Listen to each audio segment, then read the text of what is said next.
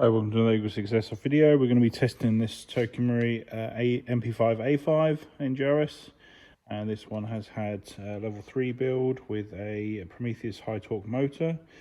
So it's got the Prometheus barrel, Prometheus flat nub, it's got the Firefly hot rubber, it's got Dean's connector on there, and EagleSix upgraded power spring, and we're chronoing it 287 on 0.28 and 305 on 2.5s, and we're ready to just demonstrate it working.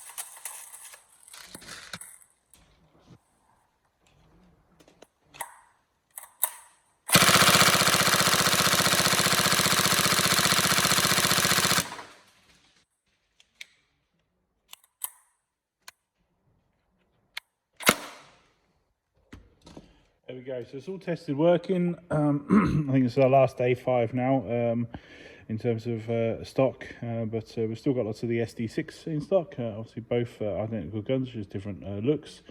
Yeah, so like I say, hopefully this is all good. Obviously we'll put the build specification in the description for the video, and hopefully we'll be able to get to this to you soon. Thank you.